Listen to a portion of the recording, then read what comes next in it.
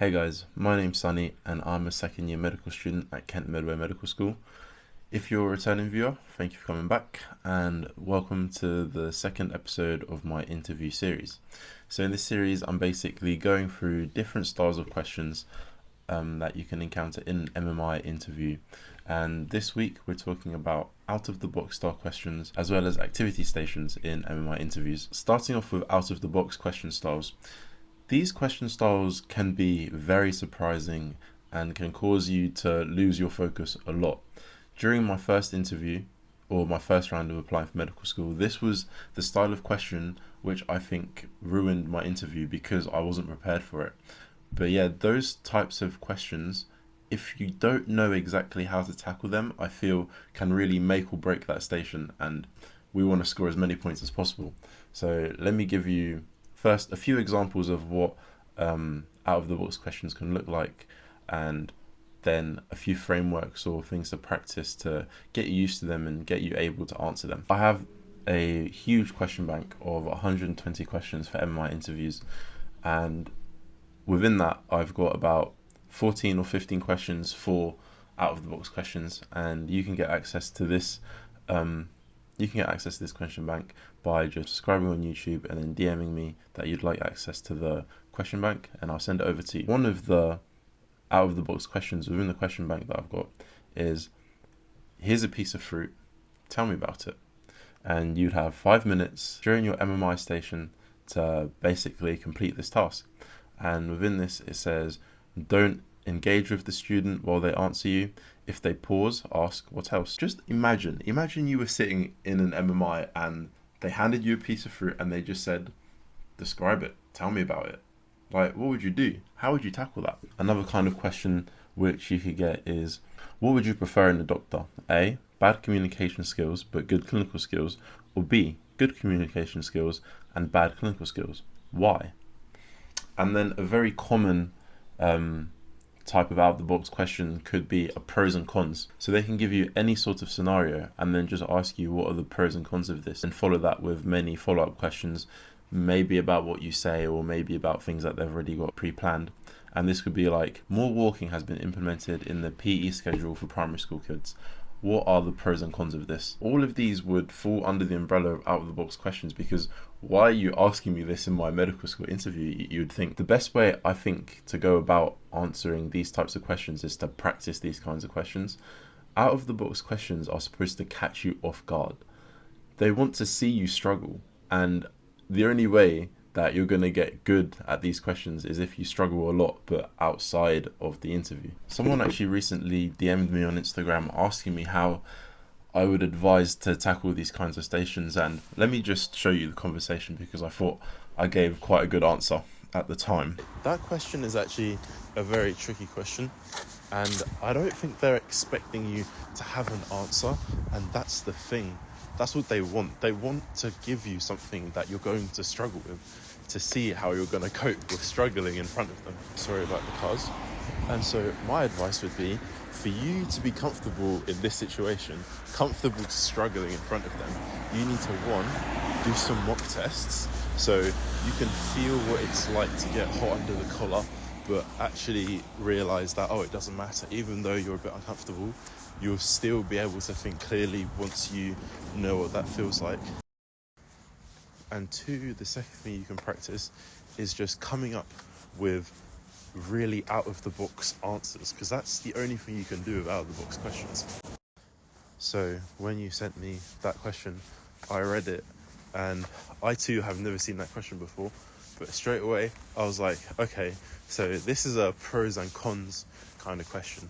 So quickly, what are some pros of having an obese GP? It's like, okay, they can show that everyone's human. Just because I'm a doctor, I can make some mistakes too and have some bad health choices.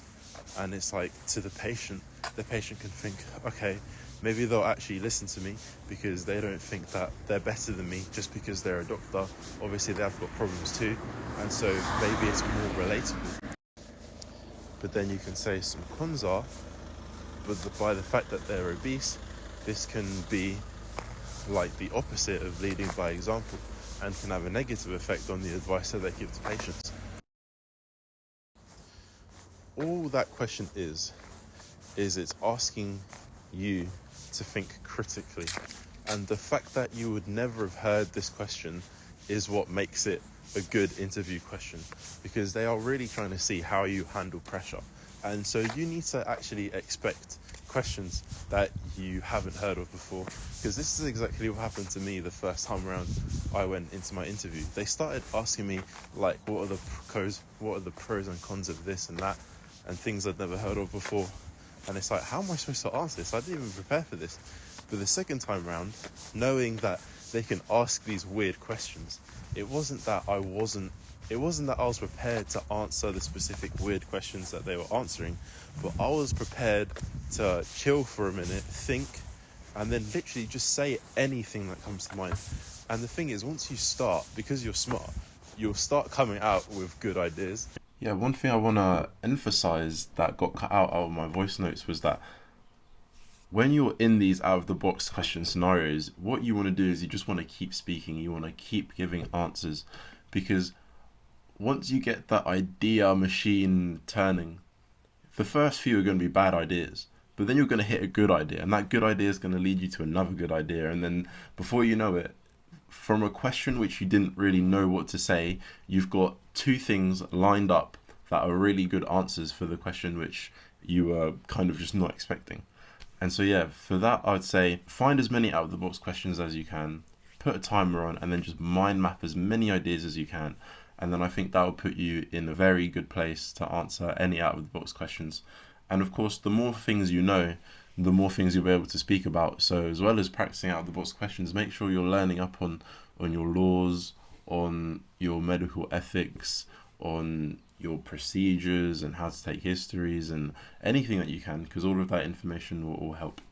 And yeah, that's how I would tackle out-of-the-box questions. The second styles of questions I want to talk about in this video are activity stations. This can be anything from explain to the person across the table how you tie some shoelaces, and then they'll have a shoe in front of them, and then you have to explain to them how to tie a shoelace, but you're not allowed to help them. Or it could be some sort of video station or some sort of picture station. I'll dot some around in the screen right now, and I'll also have my frameworks which I would have used to answer these styles of questions. See, I think with activity stations, the thing is, you just need to think of a logical order of ways to do things. If you can come across an example of an activity station, like for example a video, which is very common, you can figure out a sort of plan of how you should attack a video station by having a look at the body language, paying close attention to what's actually said or what's actually being done, and then things that you can pick apart in the environment, how the patient reacts, how the doctor is acting, things like that. Just a framework which can help you structure your answer and help guide you on what you're actually focusing on. Of course, this would be a lot more difficult when it's a type of station which you've never encountered before, which definitely does happen. Some key things which I think are transferable to all activity stations goes like this. So activity stations always have a high emphasis on communication and patience, I would say.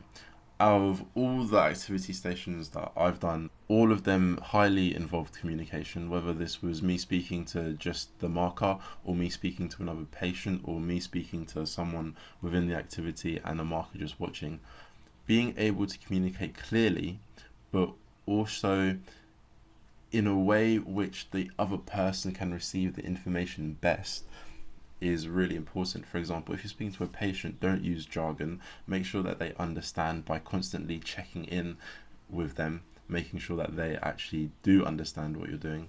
And then the aspect of patience is if it's a type of activity station, for example, where you're trying to get someone to tie a shoelace, don't get frustrated when they don't follow your instructions. Just repeat your instructions, or ask them if they're struggling, what they don't understand, or ask them how they're feeling. If it's just a communication station and you're trying to get someone to get from point A to point B, patience and communication is the best way to tackle activity stations if you don't already have a framework for that activity station. If you found this video useful, guys, make sure you leave a like and you comment what you want to see next. See you guys in the next video.